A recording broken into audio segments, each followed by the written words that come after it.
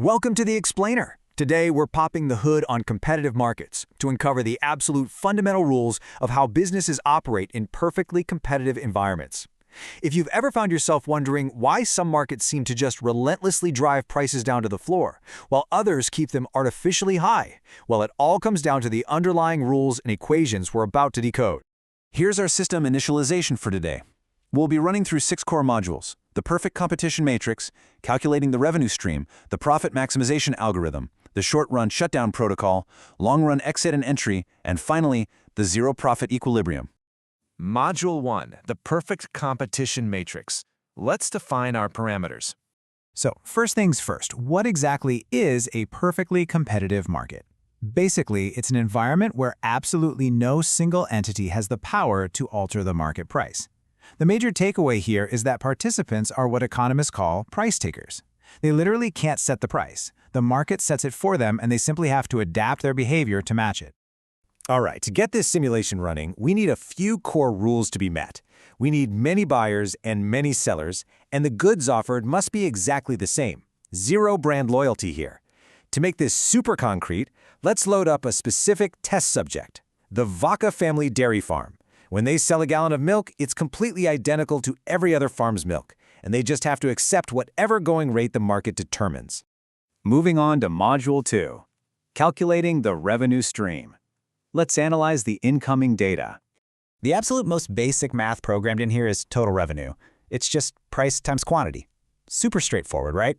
Sell more milk, make more total revenue. But you know, the real magic? That happens at the margins. Check out these data streams for our dairy farm. There is a wild mathematical rule going on here.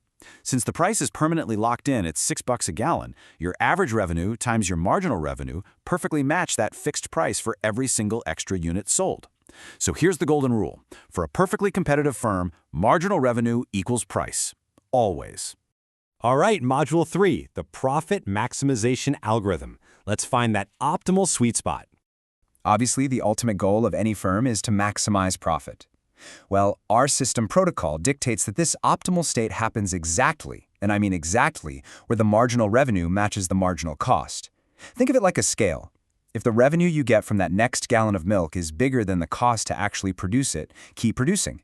You hit the brakes exactly when the extra cost catches up to that extra revenue. When we map this out, it's actually beautiful. The optimal output level pulses right at the exact point where the horizontal price line, which remember is also our marginal revenue, intersects with the upward-sloping marginal cost curve. That specific magical intersection point dictates exactly how much milk the Vaca family needs to pump out to maximize their gains. Module 4, the short-run shutdown protocol. What happens when we introduce a little system stress? So what happens if market prices suddenly just tank? Our algorithm uses literal if-then logic here. The short-run rule kicks in first.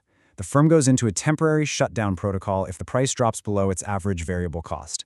I mean, if you literally can't even cover the cow feed and the farmhand's wages, yeah, you stop milking the cows for now. But the long-run rule is a bit different. You only exit the market completely if the price falls below your average total cost. Now you might be wondering, okay, if the system shuts down temporarily in the short run, what happens to the fixed costs? Like, you still have to pay rent for the land the dairy farm sits on, right? To answer that, we need to load a new parameter into our system, sunk costs. A sunk cost is simply a cost that's already been committed, and frankly, you're never getting it back. In the short run, fixed costs like that land rent are reclassified by the system as sunk costs. You are paying them whether you produce 0 gallons of milk or 1,000. It's exactly like this classic scenario. Imagine you buy a $10 movie ticket, but right before you walk into the theater, you'll lose it. Do you buy another one? Actually, yes, because that original $10 is a sunk cost. It's gone. Poof. Rational decision-making says you ignore the spilt milk, pun intended, and base your decisions strictly on future variable costs. So in the short run, our dairy farm has to just ignore the sunk cost of the land.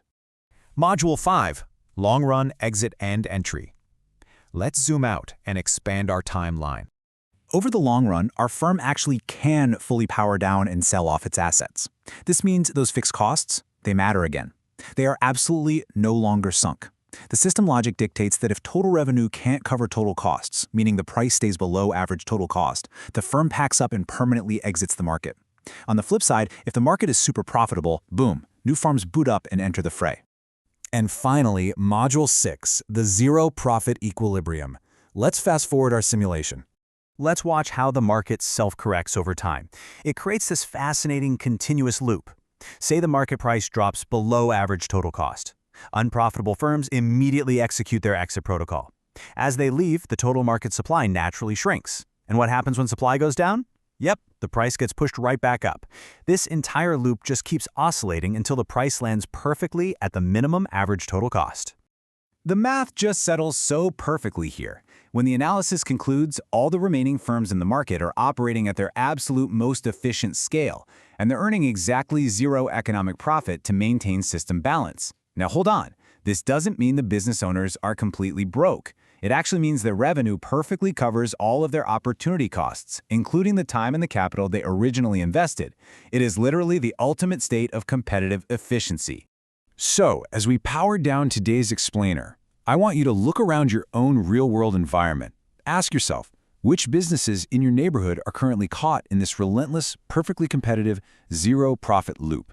I mean, from massive agricultural farms to your local dry cleaner, this underlying economic logic is constantly running in the background of our lives. Thanks for hanging out with me today, and definitely keep questioning the systems that shape our world.